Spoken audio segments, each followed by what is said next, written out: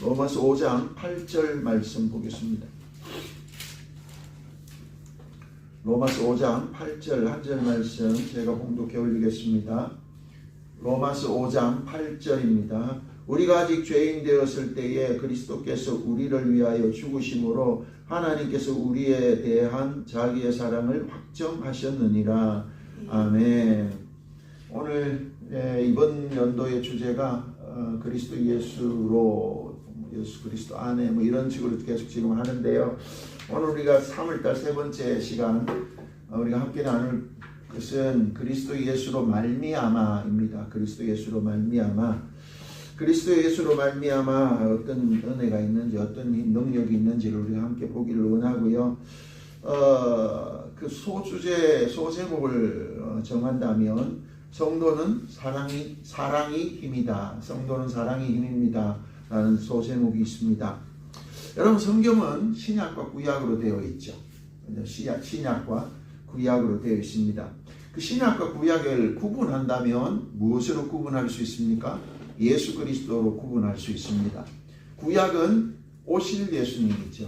오실 예수님에 대한, 메시아가 오신다라고 하는 오실 예수님에 대해서 구약이 기록되어 있다면, 신약은 오신 예수님에 대해서, 오신 예수님이 어떤 일들을 하셨고 어떤 길을 열어주셨는지, 그래서 신약과 구약의 구분은 예수 그리스도가 가운데 있죠. 예수 그리스도가 가운데 있어서 예수 그리스도가 오셨느냐 오시지 않았느냐에 따라서 구약과 신약이 정해집니다. 그렇다면 질문 하나 드리면, 구약의 성도와 신약의 성도의 차이는 무엇일까? 구약 시대에 살았던 성도와 신약 시대를 사는 우리들의 차이는 무엇이냐 하는 겁니다. 여러분, 혹시 그 구분 아시나요? 똑같이 않나요? 하나님을 믿는 하나님의 백성이니까 다 똑같을 거라고 생각을 하죠. 그런데 여러분, 똑같이 않다는 사실, 똑같이 않습니다. 구약을 사는 성도들과 신약을 사는 성도들의 그 차이가 있다는 거죠. 그건 무엇일까요? 어떤 차이일까요? 예수 그리스도의 역할과 연관이 있습니다. 구약 시대를 살았던 사람들, 예수님이 오지 않았던 구약 시대를 사는 성도들과 예수님을 만나고 오신 예수님을 경험한 신약 시대의 성도들은 그 차이가 분명하게 있다라는 거죠. 자, 그러면 구약 시대의 성도들은 어떤 삶을 살았을까? 그것은 하나님의 백성으로서의 삶을 살았다는 거죠.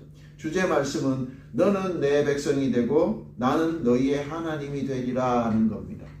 그래서 창세기로부터 시작해서 말라기까지 하나님께서 이스라엘 백성들, 성도들을 향한 시각은 너는 내 백성이다, 나는 너희의 하나님이다 라는 시각이죠.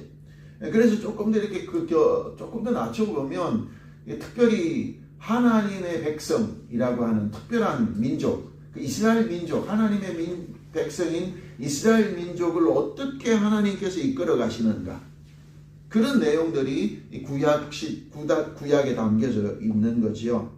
그러므로 이스라엘 백성, 구약 시대의 백성들은 어떤 것으로 그의 정체성을 알 수 있느냐 하면, 율법을 지키느냐 지키지 않느냐로 알 수 있는 거예요. 이스라엘 백성이지만 율법을 지키지 아니하면 하나님의 백성이 되지 못하는 거예요. 그래서 쫓겨나기도 하고 망하기도 하고, 그죠? 이방 백성들로 인하여 침탈당하기도 하고 죽기도 하고, 그 율법이 그들의 삶의 정체성입니다. 율법을 지키느냐 지키지 않느냐. 율법에는 많은 것이 있죠. 모세 오경을 통해서, 또 이후에도 선지자들을 통하여 주신 말씀을 지키는 것, 율법을 지키는 것. 그 율법을 지키는 것은 내가 하나님의 백성으로서 해야 되는 당연한 의무가 되는 겁니다. 부정적으로 말하면, 내가 이스라엘 백성으로 태어났지만 율법을 지키지 아니하면 하나님의 백성으로서 버림을 받게 되는 거예요. 그래서 여러분, 느껴지는 것처럼 뭐가 느껴지는 겁니까? 두려움이 느껴지는 거죠. 하나님의 율법을 지키느냐 지키지 않느냐에 따라서 내가 하나님의 백성이 되기도 하고, 아니면 심판과 멸망. 도리어 이방 백성들은 자기 마음대로 살아도 되거든요. 우상을 섬겨도 하나님이 그렇게 크게 마지막 이제 그게 찰 때까지, 그 죄가 간영할 때까지 하나님은 내버려 두십니다. 때로는 그런 생각들을 하는 사람들이 있어요. 하나님 좀 간섭하지 마세요. 내 좀 버려두세요. 이게 버려둔다는 게 여러분 얼마나 무서운 하나님의 심판인지를 알면 그런 소리 함부로 못하거든요. 버려둔다, 내버려둔다. 네가 정욕대로 살든지 욕심대로 살든지 네가 하고 싶은 대로 그냥 내팽겨치는 것, 하나님이 간섭하지 않는 것, 그게 좋을 것 같으나 그건 하나님의 심판 중에 여러분 가장 무서운 심판 중에 하나가 버려둠이거든. 버려둔다. 너 마음대로 해. 그러면서 잘라 끊어버리는 거예요. 그것이 얼마나 무섭습니까? 그래서 이스라엘 백성들이 하나님의 율법 앞에서 율법을 지킬 때는 그들이 흥하였어요. 그들이 부했어요. 물질적인 복도 받고 건강과 연수의 복도 받고 안영의 복을 받았어요. 그래서 우리가 구약을 읽다 보면 참 복된 말씀들이 많잖아요. 하나님을 섬길 때 하나님께서 주시는 흔들어 넘치는 축복들, 이런 많은 복들이 율법을 지킬 때 주시는 복이거든요. 근데 그것만 있는 게 아니라 더 많은 것이 뭐냐 하면 그것을 지키지 않을 때 주시는 심판, 저주, 멸망, 이것들이 있다는 거죠. 그래서 구약을 읽다 보면 뭐죠? 이스라엘 백성들이 율법을 어김으로 말미암아 하나님께서 그들을 진멸하시는, 그래서 북불이 흩어지기도 하고, 그렇죠? 나라를 잃어버리고, 그렇게 소중하게 여기는 성막, 성전도 여러분 산산이 부서지고 없어지는 이런 모습들을 보게 되어집니다. 그래서 이방 사람들이 이스라엘 백성들을 볼 때, 야, 하나님을 믿는 사람들이 저렇게 철저히 무너질 수도 있나? 근데 하나님은 그걸 개의치 않은 이유는 율법이 중심이기 때문에 그렇습니다. 이스라엘 백성들로 태어난 게 중요한 게 아니라 그들이 이스라엘 백성들로 태어났음이 아니라 율법을 지키느냐 안 지키느냐, 율법이 그들의 가슴 속에, 그들의 삶 속에, 그들의 행동 속에 율법이 기준이 되느냐에 따라서 하나님이 복 주시기도 하고 하나님이 그들을 심판하시기도 하는 거예요. 그래서 율법을 대할 때마다 두려움이 있는 거예요. 무서움이 있는 거죠. 너 안 지키면, 여러분 그렇잖아요. 안 지키면 너 죽어. 이러면 거기에 무서워서 그 무거운 짐 때문에 어쩔 수 없이 지키는 이런 일들도 구약시대는 있단 말이죠.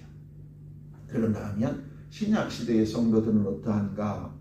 여러분 구약시대는 뭐라고요? 하나님의 백성이죠. 하나님과 백성이라고 했죠. 근데 신약시대에 오면 이게 달라집니다. 관계가 달라집니다. 하나님과 이스라엘 백성들, 믿는 성도들과의 관계가 구약시대는 백성과 하나님, 때로는 종의 표현이다. 종이라고도 표현하거든요. 그래서 주는 할 때 그 주는 나는 종입니다라는 표현입니다. 나는 종입니다. 뭐 겸손한 의미도 있지만 하나님을 섬기는 종입니다. 이런 의미가 강하게 내포가 되어 있습니다. 그렇거든요. 신약 시대를 살아갈 때도 너는 내 백성이다, 이런 의미가 있는 게 아니라 여러분 우리가 예수 그리스도로 말미암아 이제 우리는 그의 자녀가 되어지는 거예요. 자녀가. 이 차이를 여러분 분명히 좀 알아야 되는 겁니다. 율법 시대에는 내가 하나님의 백성으로서 그의 선민으로 살았다면 우리 신약 시대를 살아가는 우리들은 백성이 아니라는 거예요. 우리는 백성이 아니라 우리는 뭐라고요? 우리는 하나님의 자녀가 되어진다. 자녀가 된다. 그래서 여러분 율법을 지키는 것 뭐죠? 백성은 율법은 지키잖아요. 그게 구약의 핵심이라 율법이라 했잖아요. 우리가 그러면 신약시대를 살아가는 우리들은 율법을 지키는 게 어떤 의미가 있느냐, 이런 질문을 해볼 수가 있어요. 그 율법을 지키는 것은 율법을 지킴으로 내가 하나님의 백성 되는가 하면 상관없어요. 이게 무슨 말이냐 하면 하나님께서 주신 그 율법을 하나님의 자녀가 지킨다는 것은 그 율법을 완성해 나가는 거예요. 어떻게 좀 부정적으로 표현하면 하나님의 백성이 아니라 하나님의 자녀들은 율법을 지키지 않아도 뭐가 되는 거예요? 하나님의 자녀로서는 문제가 없어요. 그럼에도 불구하고 그 하나님의 자녀가 율법을 지키지 않음으로 말미암아 누가 욕되게 되는 겁니까? 그 부모가 욕되게 되는 거예요. 하나님의 아버지가 욕되게 되는 거예요. 이걸 좀 이렇게 뭐랄까요? 좀 깨어있는 자녀들이라면 어떻게 생각합니까? 그럼 율법 안 지켜도 돼. 그럼 내 마음대로 살아도 돼. 이렇게 생각하는 것이 아니라 뭘 보는 거죠? 그 아버지, 그 부모님들의 사랑, 부모님의 은혜 때문에 내가 그 기쁨으로 그걸 지키는 거예요. 율법을 기쁨으로 지키는 거예요. 하나님의 말씀, 하나님의 명령을 안 지키면 벌 받기 때문이가 아니라 은혜가 있기 때문에, 내가 하나님의 자녀이기 때문에 그 부모의 말씀에 순종하는 것과 같다라는 거지요. 예수님이 마태복음 17장에 예수님이 이런 말씀을 하셨어요. 이제 성전세를 내는 문제가 있었어요. 성전세를 내는 반세계를 내야 되는데 이스라엘 백성이라면, 하나님의 백성이라면 반세계를 내는 거예요. 세금을 낸단 말이죠. 이게 백성이니까 내야 되는 거예요. 그래서 이제 예수님도 그 이스라엘 백성 중에 한 사람이라고 생각하고 이제 세금을 거두러 왔어요. 그러니까 예수님이 이렇게 말씀하셨어요. 자, 세상 임금들이 누구에게 세금을 받느냐? 예수님이 그렇게 질문합니다. 그러니까 백성들에게 세금을 받는다. 그렇게 말합니다. 그러면 그 세상 임금의 자녀들, 자기 아들에게냐 타인에게냐 세금을 누구에게 받느냐 다시 질문합니다. 예수님이 그렇게 질문하는 거예요. 자, 세상 임금의 자녀들에게도 세금을 받느냐 아니면 타인에게 세금을 받느냐. 그러니까 뭐라고 말합니까? 타인에게 받는다. 그렇게 말해요. 그러니까 예수님께서 이렇게 말씀합니다. 그러면 아들들은 세를 면하리라. 나는 하나님의 아들이다. 이렇게 표현하기도 하지만 아들들에게라고 표현하거든요. 이건 뭡니까? 예수님이 보는 성도들의 관점이에요. 우리는 누구라는 거예요? 하나님의 아들이라. 예수님만이 아니라 물론 그 장면을 보면 나는 하나님의 아들이라는 의미도 있지만 예수님이 말의 의미는 아들들에게는 세금을 받지 않는다. 다시 말해 아들들은 율법을 안 지켜도 된다. 이런 의미처럼 들려지잖아요. 무슨 말인지 아시겠죠? 그게 아까 얘기했던 것처럼 구약에서는 율법을 지키지 않으면 세금을 내지 않으면 하나님의 백성이 아니기 때문에 세금을 내야 된단 말이지. 근데 예수님이 오시고 난 다음부터는 이게 직분이 바뀌어졌어요. 우리는 하나님의 자녀가 되어졌어요. 그래서 율법을 안 지켜도 돼. 쉽게 말하면. 우리는 왜? 난 하나님의 왕의 자녀들이기 때문에 세금을 안 내도 돼. 아들들에게도 세금을 받느냐? 아니라고. 누구에게 받지? 타인에게 받는다. 그래. 그러면 아들들에게는 세금을 면한다. 이게 바로 여러분 마태복음 17장에서 주는 그 성도들의 권세, 성도들의 능력이라는 거죠. 그러면서 여러분 우리가 잘 아는 요한복음 1장 12절에 있는 것처럼 영접하는 자 곧 그 이름을 믿는 자에게는 뭘 주셨다고요? 하나님의 자녀가 되는 권세를 주셨다. 우리는 뭐라는 겁니까? 예수 그리스도를 믿음으로 말미암아 하나님의 자녀가 되어졌다라는 거예요. 또 다시 말하면 우리는 세금을 내지 않아도 되는, 세금에서 면제되는 하나님의 자녀가 되는 권세를 뭘 하면요? 예수를 믿으면 주는 거예요. 로마서 8장 15절에도 보면 너희는 다시 무수하는 종의 영을 받지 아니하고, 무수하는 종의 영이 뭡니까? 율법을 지켜야 사는 거예요. 율법 안 지키면 벌 받는 거예요. 그래서 두려워 떨면서 어쩔 수 없이 율법을 지키는 율법의 종이 되는 것, 그거 받지 아니하고 양자의 영을 받았으므로 우리가 아바 아버지라 부르짖을 수 있다. 아빠 아버지라고 부를 수 있다. 왜? 우리는 양자의 영을 받았기 때문에. 예수 그리스도를 통하여 우리는 양자가 된 거예요. 우리는 양자가 되어져서, 그래서 하나님을 부를 때 뭐죠? 하나님의 백성이 아니라, 네? 하나님의 백성이 아니라 우리는 하나님의 자녀가 되어지는 거예요. 자녀. 그래서 우리는 하나님을 볼 때 아버지로 부를 수 있는, 왕이시여 이렇게 부르는 게 아니라 우리는 하나님을 자녀로, 그러니까 아버지로 부를 수 있는 거예요.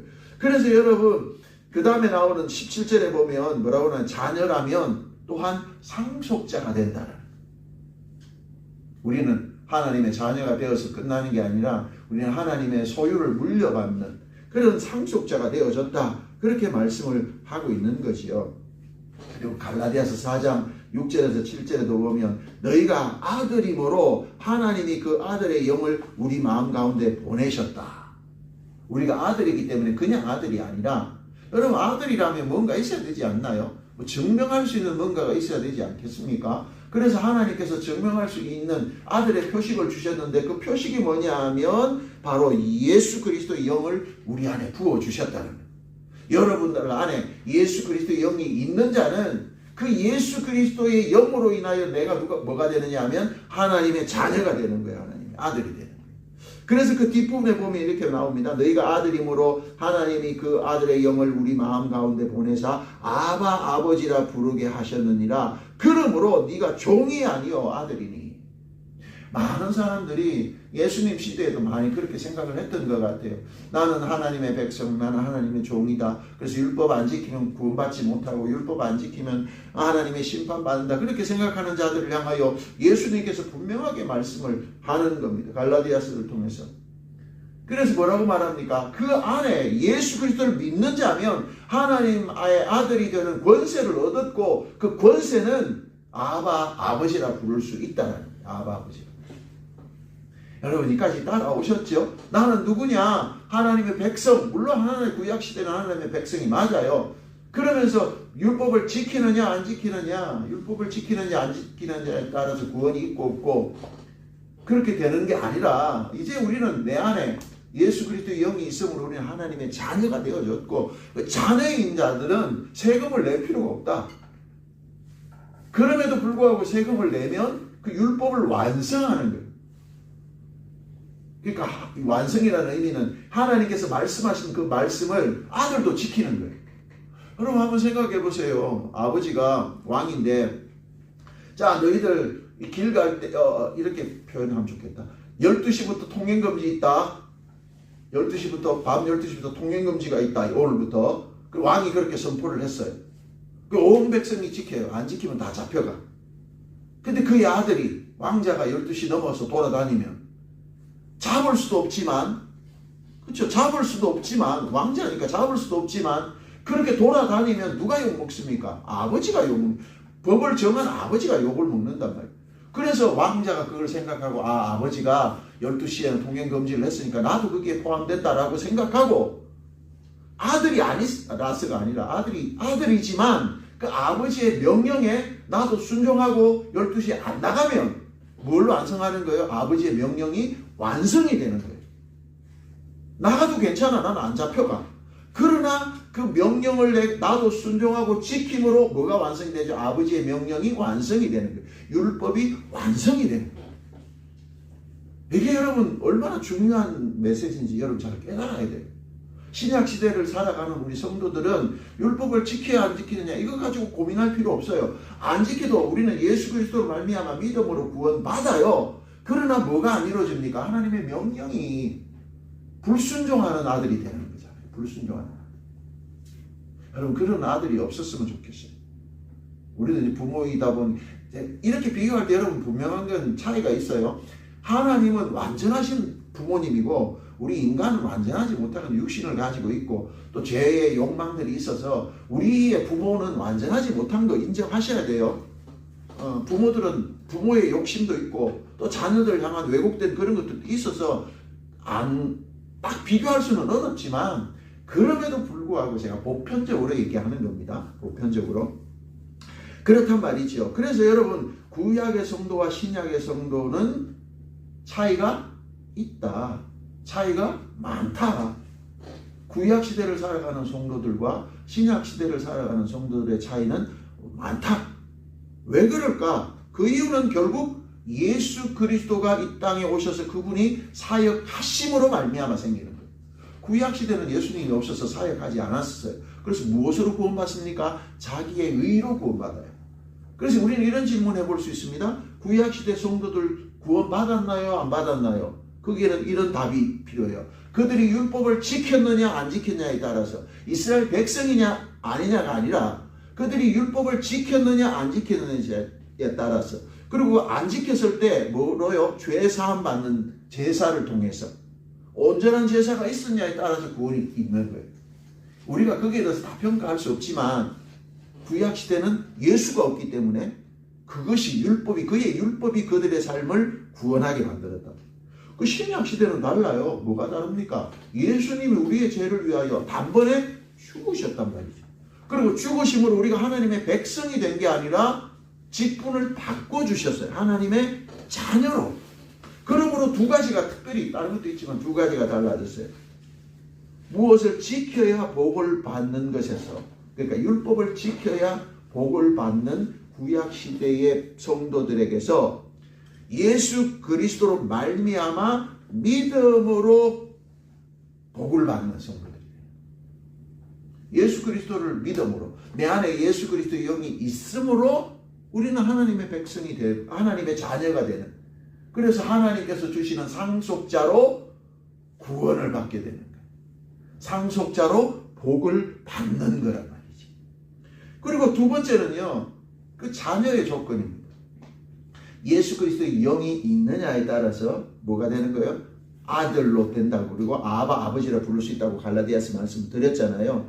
그러므로 분명한 것은 그 아들, 자녀가 되는, 내가 하나님의 자녀가 되는 조건이 있어요. 그래야 되는 거 아니겠습니까? 누구나 다가 아니라 자녀가 되는 데는 조건이 있다고 성경에는 분명히 말씀을 하고 있어요. 그게 뭐냐면 요한복음 3장에 보면 니고데모가 이스라엘의 지도자고 선생님이고, 그죠? 바리새인이고, 율법으로 보면 거의 완벽한 사람이에요. 우리 인간의 눈이지만 율법으로 보면 완벽한 사람 니고데모가 예수님께 나왔단 말이에요.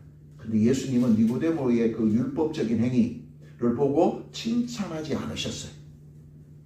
인간의 눈으로 보면 니고데모쯤 되면 네가 선생이고 바리새인이고 지도자쯤 되면 여러분 칭찬해 줄 수 있단 말이에요. 너 율법 잘 지켰구나. 구약 성도가 구원 받습니까? 못 받습니까? 아까 얘기했던 것처럼 그가 행위로, 그죠? 율법을 지켰을 때, 온전히 지켰을 때 구원 받는다. 그럼 니고데모는요, 예수님의 시각에서 니고데모는 그 시대의 사람으로 보면 율법으로 완전할 수 있는 사람이거든요. 그렇잖아요. 바리새파고 그리고 지도자고 선생님이고 이러니까. 그런데도 예수님이 분명하게 그를 향하여 이렇게 말씀합니다. 진실로 진실로 내게 이르노니 사람이 거듭나지 아니하면 하나님의 나라를 볼 수 없느니라. 예수님이 말씀하신 이건 니고데모에게 뿐만 아니라 구약시대를 살아가는 모든 사람들에게 충격의 말씀이에요. 율법으로 구원받는다. 그래서 율법을 지키려고 바리새인처럼 철저하게 그냥 문자적으로 해석해서 지키던 니고데모조차도 하나님의 나라를 볼 수 없다. 뭐 하면? 거듭나지 아니하면. 그러니까 거듭난다는 말이 다시 태어난다는 의미잖아요. 다시 태어나지 아니하면 네가 하나님의 나라 자녀가 안 된다는 거예요. 백성은 될지 몰라도 자녀는 안 된다. 예수님이 너무나도 분명하게 우리에게 말씀해 주셨어요. 여러분, 하나님의 백성은 율법만 지키면 돼요. 자기의 의로 구원받는다고 생각하고 율법만 지키면 돼요. 그런데 예수님이 이 땅에 오심으로 말미암아, 예수 그리스도로 말미암아 우리는 하나님의 자녀가 되는 권세를 얻는데, 그 자녀가 되는 권세는 무엇으로 얻는다? 거듭남으로 얻는다는 거예요. 거듭남. 이 거듭나지 않으면 하나님의 자녀가 아니라는 얘기예요. 그래서 니고데모 같은 율법의 완전한 자라고 표현하기는, 그렇죠, 사람이 완전할 수 없지만 그럼에도 불구하고 그냥 이스라엘 백성의 시각으로 보면 바리새파에다가 모든 걸 다 갖춘 그 사람인데도 예수님이 그를 향하여 너는 하나님의 나라를 볼 수 없다, 하나님의 나라에 들어갈 수 없다, 이 말이거든요. 뭐 하지 않았기 때문에? 거듭나지 않았기 때문에. 그러면서 예수님께서 거듭나는 건 어떻게 하느냐까지도 말씀하셨어요. 5절에 보면. 그게 뭡니까? 사람이 물과 성령으로 나지 아니하면 하나님 나라에 들어갈 수 없느니라. 거듭나지 않으면 하나님의 나라에 들어갈 수 없다. 그리고 5절에는 그게 3절이거든요. 3절에 그렇고 5절에 와서는 그 거듭나는 것이 어떤 것이냐? 물과 성령으로 나야 한다. 물과 성령으로 나야 한다. 중간에는 뭐가 있어요? 내가 다시 엄마 뱃속에 들어갔다 나와야 됩니까? 라는 질문이 있잖아요. 그게 아니다. 다시 들어갔다 나오는 게 아니라 물과 성령으로 다시 태어나는 것이다. 자, 그러면 여러분, 우리에게 분명한 선택이 있습니다. 뭡니까? 신약 시대를 살아가는 우리들에게 내가 거듭났느냐 거듭나지 않느냐가 하나님의 복을 받는 하나님의 자녀가 되느냐, 상속자가 되느냐, 상속자가 되지 못하느냐의 결정적인 결과가 나옵니다. 그래서 우리는 거듭나야 돼요. 우리는 거듭나지 아니하면 안 된다. 그래서 여러분, 이 거듭남이라는 것은 뭘로 주는 거예요? 나는 하나님의 자녀다. 하나님의 자녀다. 좀 더 넓게 보면, 좀 편하게 보면, 나 하나님의 자녀가 되는 순간, 거듭나는 순간, 나는 이제 율법도 안 지켜도 돼. 세금을 안 내도 돼. 할렐루야. 세금도 안 내도 돼.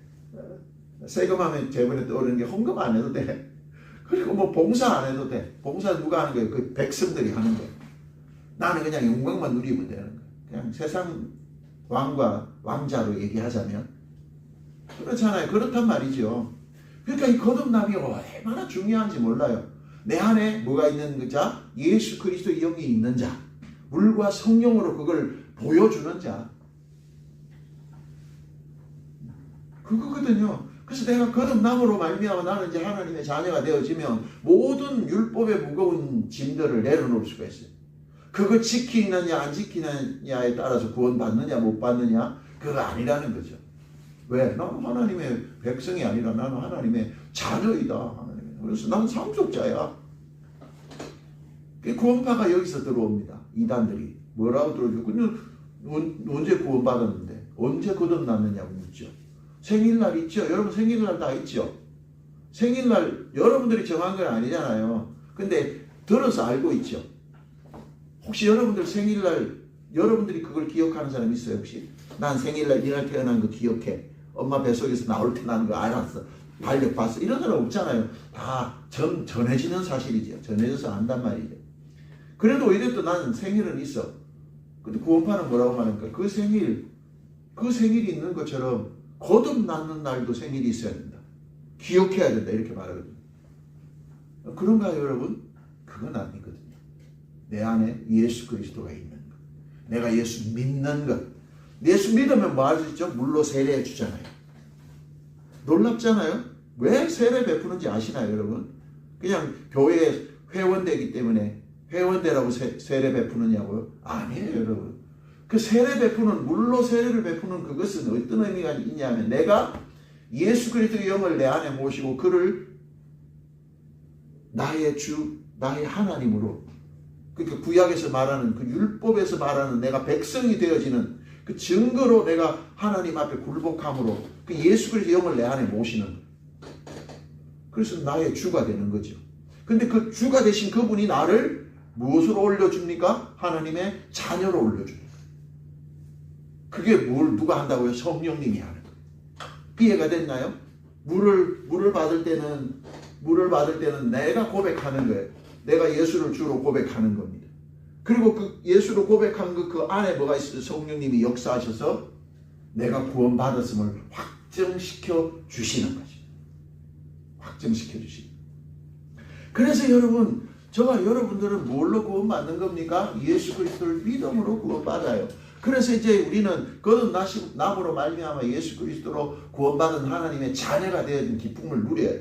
나는 이제 하나님의 자녀로 이 율법을 벗어버리고 우리는 하나님의 자녀로 하나님의 백성으로 하나님의 왕자들로 왕자들은 따로 노는 거예요. 왕따라는 의미가 그런 의미가 있잖아요. 이 왕자들은 백성들하고 놀 수 없어. 수준이 다르잖아요. 그렇죠? 안 그렇나요? 그렇게 사는 거예요. 그렇게 사는 거. 근데 여러분 왕자로서 그렇게 살려고 하면 이 세상이 호락호락하게 내버려 두지 않거든요. 그래서 왕자로 살려면 그의 자녀로 사는 신약시대의 하나님의 아들, 딸로 자녀들로 살려면 에너지가 필요한 거예요. 힘이 필요하다는 거예요. 오늘 이 얘기를 하고 싶어요. 그게 예수 그리스도로 말미암아 어떤 에너지를 얻을 수 있느냐라는 겁니다. 자, 그럼 우리가 조금 복습을 하면서 우리가 넘어가 봅시다. 구약시대의 성도들은 뭘 해야 되죠? 율법을 지켜야 복을 받아요. 율법을 잘 지키면 그죠? 엄청난 복을 받습니다. 들어가도 복을 받고 나가도 복을 받고 떡반죽 그릇이 차고 넘치고 흔들어 넘치는 그런 축복들이 있다고 말씀하잖아요. 그런 복들을 받아요. 그런데 지키지 아니하면 저주가 2배로 임한다. 이런 것 때문에 여러분 우리는 무서워하고 두려워하고 뜬단 말이죠. 그런데 우리는 신약시대를 사는 성도예요. 신약시대를 사는 성도들은 율법을 안 지켜도 계속 지금 얘기하니까 여러분 오해하지 마시기 바랍니다. 안 지켜도 하나님의 자녀로 사는 데는 지장이 없단 말이지. 그러다 보니까 여러분 안 지켜도 돼. 그래서 안 지키면 뭐가 없어지냐 하면 힘이 빠져요. 하나님의 자녀로서의 힘을 잃어버려요. 제 의미를 아시겠어요, 여러분? 안 해도 돼. 봉사 안 해도 되고 섬기지 않아도 되고 예배 안 드려도 돼. 내가 하나님의 자녀니까. 왕자들은 뭐 예배 안 드려도 돼.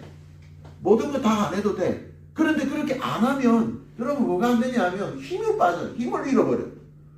하나님의 자녀로서 힘을 잃어버린다. 그래서 어느 순간에 여러분 그러면 왕자로서의 힘은 어디서 얻느냐? 율법을 지킴으로 얻는 게 아니라 안 지키면 벌 받는 게 두려워서 지키는 게 아니라 그 하나님의 사랑을 경험함으로 우리는 지키게 되는 거예요. 내가 왜 예배 자리에 나오느냐?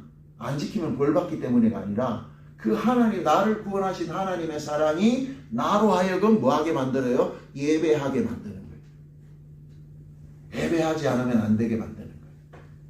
하나님이 나를 구원해 주신 그 사랑이 나로 하여금 봉사하지 않으면 안 되게 만드는 거예요.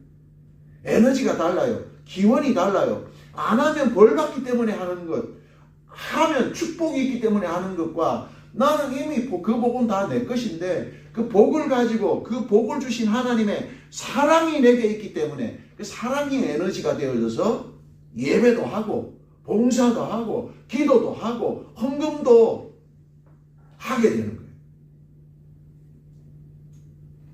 율법은요, 헌금액이 아주 그렇게 지난주에 헌금액이 조금 했지만 여러분 헌금하는 거 율법으로 헌금하면 두려움이 있거든요. 안 하면 하나님이 벌 주실 것 같고 그거 어떻게든지 무거운 짐 가지고 아까워서 그 돈이 아까워서 표현 이해하시기 바랍니다. 벌 받을까 봐서 벌벌 떠면서 이렇게 한단 말이에요. 11조도 하고 눈치 보면서. 근데 하나님의 자녀가 되면 그래 안 해도 돼. 하나님의 자녀인데 내가 왜 세금 내느냐. 안 해도 돼. 그런데 뭐 하니까 하나님께서 나를 구원하신 그 은혜, 하나님이 나를 구원하신 그 사랑이 감동되어지니까 그 감동으로 말미암아 그 부모에게 어머니 나 키워주셔서 감사합니다. 아버지 나 키워주셔서 감사합니다. 아는 자녀는 그 감사함으로 말미암아 그 부모의 사랑에 감동이 되어져서 기쁨으로 그런 일들을 하되 아깝지 않게 하는 거예요. 그 신약시대를 사는 성도들은 이런 각오로 이런 사랑의 에너지로 여러분 섬기고 봉사하고 예배하고 기도하고 헌금하고 우리의 삶에 살 수 있는 모든 것들을 무슨 힘으로 하나님이 나를 사랑하신 그 사랑의 힘, 내가 하나님의 자녀라고 하는 그 힘을 가지고 우리는 하게 되는 거예요. 조금 어렵나요, 여러분? 결과는 어떻게 보면 똑같아요. 그죠? 봉사하고 봉사해요. 봉사하고 봉사해요. 이 구약시대의 성도들은 봉사하는 것이 하나님께서 내게 주시는 복의 기능이고 복을 받기 위하여 눈치 보면서 봉사해요. 물론 눈치 안 볼 수도 있죠. 기쁨을 할 수도 있죠. 그러나 신약시대 사람들은 봉사하는 것이 뭐죠? 하나님께서 나를 하나님의 자녀 삼아 주신 것, 나를 자녀 삼아 주신 그것이 감사해서 그래서 더 기쁨으로 헌신하고 더 기쁨으로 사랑하고 더 기쁨으로 여러분 섬길 수 있는 에너지가 있게 되는 거예요. 그 차이가 여러분 느껴주셔야 돼요. 이런 차이가 우리에게 있어야 된다는 거예요. 그래서 하나님께서 성경에는 보면 신약시대에 특별히 하나님이 우리를 얼마나 사랑하는지를 계속 강조하거든요. 자, 너희가 예배해야 돼. 너희가 봉사해야 돼. 너희가 전도해야 돼. 이런 많은 것들을 해야 할 때 하나님은 뭘 전제로 하느냐 하면 구약시대는 율법을 전제로 했다면 신약시대는 율법이 전제가 아니라 하나님의 사랑이 전제가 되는 거예요. 그걸 여러분 성경을 읽다 보면 찾아내셔야 돼요. 그래서 요한복음 3장 16절 여러분 우리가 잘 아는 것처럼 하나님이 뭘 하셔서 세상을 이처럼 사랑하사 독생자를 주셨으니 이는 저를 믿는 자마다 멸망하지 않고 영생을 얻게 하신다. 뭐가 전제가 되지는 겁니까? 하나님의 사랑이 전제가. 하나님이 나를 사랑하셨다. 하나님이 나를 사랑하셨다. 이게 전제가 되어지는 거예요. 그리고 여러분 요한복음 15장 13절에 사람이 친구를 위하여 자기 목숨을 버리면 이보다 더 큰 사랑이 없다라고 강조하죠. 그 친구를 위하여 자기 몸을 희생한 분이 누굽니까? 예수 그리스도잖아요. 나를 친구 삼으시고 나를 위하여 그 친구 대신 예수님이 오셔서 그의 생명을 내어주신 그 사랑을 깨닫는 자만이 진정으로 율법으로가 아니라 진정으로 섬길 수 있다는 거예요. 진정으로 사랑하고 진정으로 예배하고 진정으로 여러분 뭡니까? 봉사하고 기도도 진정으로 그의 사랑에 감동되어져서 내가 무엇이 간데 그 친구를 위하여 예수님이 나를 위하여 자기 몸을 희생하셨는가? 그걸 아는 자만이 예배를 드릴 때도 감동이 있고 예배를 드릴 때도 기쁨이 있는 거죠. 아이고 예배 안 드리면 하나님이 오늘 벌 주시면 어떡하나? 벌 안 주시는 게 대부분이잖아요. 그러니까 사람들이 오해하는 거 율법인 것처럼. 그래서 예배 안 드려도 아이고 뭐 벌 안 주시네. 뭐 이렇게 산다고요. 막 그냥 신나서. 근데 그게 아니거든요. 신약시대 사람들은. 뭐요? 뭘가 없다는 거예요. 하나님이 나를 사랑하신 그 사랑이 말라버린 거예요. 그 사랑이 없는 거예요. 그러니까 여러분 그게 율법화되어진 거예요. 우리는 그런 성도들이 아니에요. 우리 신약시대를 살아가는 성도들은 나를 위하여 친구된 나를 위하여 자기 몸을 희생하신 예수 그리스도가 있다는 거예요. 그리고 오늘 본문 보세요. 여러분 로마서 5장 8절 우리가 아직 죄인 되었을 때 이게 얼마나 강력한지 아세요 여러분? 내가 행동이 율법적으로 완전하고 율법적으로 온전했기 때문에 나를 하나님의 자녀 삼은 게 아니라 율법적으로 완전히 망가져 있는데도 불구하고 율법으로는 완전히 죄인인데도 불구하고 그리스도께서 우리를 위하여 뭐요? 죽으심으로 그렇게 말씀하고 있는 거예요. 이 본문이 여러분 나를 살리고 우리를 살리는 거예요. 왜입니까? 율법으로 하나님 앞에서 눈치 보면서 행하던 일에서 자유로워질 수 있어요. 율법으로 행하던 것, 눈치 보면서 행하던 것 자유로워질 수 있어요. 그리고 무엇으로 하게 만드냐 하면 죄인인 나를 율법으로는 완전히 폐인인 나를 구원하시고 살리신 예수 그리스도의 사랑으로 말미암아 그 하나님의 사랑이 나를 통하여 확정됨을 보는 거예요. 하나님이 나를 살리셔서 그래서 기쁨으로 그 일들을 감당하게 되는 거예요. 그래서 여러분 쉽게 말하면 이런 거예요. 내가 그 율법을 지키느냐 안 지키느냐에 따라서 구원은 있고 없고랑 상관없지만 무엇이 상관이 있느냐 하면 하나님의 사랑이 그들 가운데 있느냐 없느냐는 상관이 있다는 거예요. 내가 하나님의 사랑이 있느냐 없느냐에 따라서 여러분들의 행동이 달라질 수 있는 거예요. 구원 받았어요 안 받았어요? 이건 두 번째 문제예요. 첫 번째 질문은 뭐냐면 네 안에 너를 향한 하나님의 사랑이 아직 있느냐?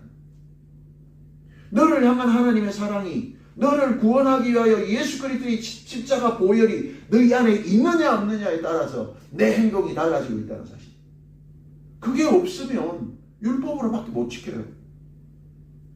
그래서 목사님들이 설교할 때도 그거 안 지키면 벌 받아요. 이렇게 해야 거기에 떨어서 지켜야 생각한다. 그건 율법 시대의 사람이에요. 우리는 안 지켜도 돼. 그러나 여러분들 안에 예수 그리스도의 사랑이 있다면 그 예수 그리스도의 사랑으로 감동되어지고 그 예수 그리스도의 사랑이 나를 굴복하게 만든다면 안 지킬 수 없게 만드는 거예요. 다시 말하면 더 강력하다 말이에요. 법보다 더 강력한 게 뭐죠? 하나님의 사랑이에요. 사랑. 법은 안 지키면 벌 받고 끝나면 되지만 사랑은 지키든 안 지키든 있는 거거든요. 지키든 안 지키든 있는 거예요. 그래서 신약시대를 살아가는 사람들의 성도들의 가슴 속에 뭐가 있어야 돼요? 하나님의 불이 있어요. 하나님의 사랑이 있어요. 하나님의 사랑과 용서가 있을 때 그 사랑과 용서에 감동된 성도들이 여러분 기쁨으로 그 일들을 감당하게 되는 거예요. 그래서 요한 1서 4장 10절에 사랑은 여기 있으니 우리가 하나님을 사랑한 것이 아니라 하나님이 우리를 사랑하셨다. 그 사랑의 증거를 누구를 통해서 여기 있나니로 보여주는 거예요. 여기 있나니. 내가 있다. 내가. 하나님의 사랑이 어디 있어요? 내가 있잖아. 내가. 이렇게 표현하는 거예요. 무슨 말인지 이해가 돼요? 율법이 있다가 아니라 하나님의 사랑이 내게 있는 그 증거는 여기 있나니. 내가 그걸 보여주는 거예요. 내가 그걸 실천하는 거예요. 율법으로도 할 수 없는 일을 뭘로 하게 되는 거예요? 사랑으로 하는 거예요. 율법으로도 할 수 없는 일을 예수 그리스도의 사랑이 내 안에 있음으로 말미암아 기쁨으로 그것을 감당할 수 있는. 그래서 여러분들을 향하여, 나를 향하여 질문할 수 있는 게 뭐냐면, 하나님의 사랑이 어디 있느냐? 여기 있나니. 여기 있나니. 여기 있나니. 왜? 내가 그 하나님의 사랑에 감동되어져서 하나님의 자녀지만 세금을 내지 않아도 되지만 기쁨으로 몇 배의 세금을 내면서도 즐거워하는 자. 왜? 내는 거 다 내 거니까. 그 하나님의 나라가 부흥하는 게 다 내 거니까. 옛날에는 거기서 쪼가리 몇 개 얻어먹으면서 좋아했는데 그게 아니거든. 이제 다 내 거란 말이에요. 하나님의 나라가 잘 되면 누가 잘 돼요? 그 왕자들이 잘 되는 거잖아. 물론 너무 계산적인 것 같아요. 그래서 여러분, 그래서 에베소서에 이렇게 말씀합니다. 그 넓이와 길이와 높이와 깊이가 어떠함을 깨달아. 하나님의 사랑의 넓이와 너비와 길이와 높이와 깊이가 다 다르다고 말합니다. 여러분들 안에 하나님의 사랑의 깊이가 다 다르다. 그 깊이와 넓이를 또 어떻게 다 알겠느냐? 우리 사랑하는 성도들, 정말 우리가 행위로 구원받는 거 아니잖아요. 행위를 통해서 율법 지키느냐 안 지키느냐에 따라서 구원받는 거 아니에요, 여러분. 그러나 더 중요한 것은 여러분 스스로가 하나님의 사랑을 알아서 그 하나님의 사랑의 넓이와 깊이와 높이와 넓이를 깨닫는 태평양 같은 넓은 하나님의 사랑을 깨닫는 자는 그런 태평양 같은 사랑으로 베풀고요. 종기 같은 사랑을 경험한 자는 작은 거 하나 봉사하고도 자랑하는 사람인데, 그게 차이입니다. 그게 차이. 하나님의 사랑은 무한하고 끝이 없는데도 불구하고 내가 그 하나님의 사랑을 경험하는 만큼 작은 거 해놓고도 벌벌 뜬단 말이에요. 신약 시대의 성도들이 요만큼 해놓고도 요만큼 하고도 막 벌벌 떨고 자랑하고 그렇단 말이죠.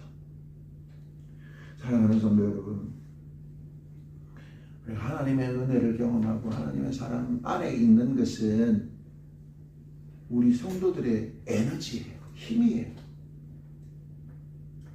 율법을 지키고 안 지키고 중요한 게 아니라 섬기고 봉사하고 헌금하고 전도하고 기도하고 이렇게 해야 뭐가 되는 건 아니에요. 그러나 여러분, 예수 그리스도의 사랑을 아는 자는, 그 예수 그리스도의 사랑이 내 안에 있는 자는 그것을 기쁨으로 할 수 있다. 그 모든 것들을 기쁨으로 감당할 수 있다라는 거죠. 물론 여러분, 하나님의 사랑을 아는 만큼 하겠죠. 하나님의 사랑을 경험하는 만큼 하겠죠. 그 사랑에 감동되는 만큼 행동하겠죠.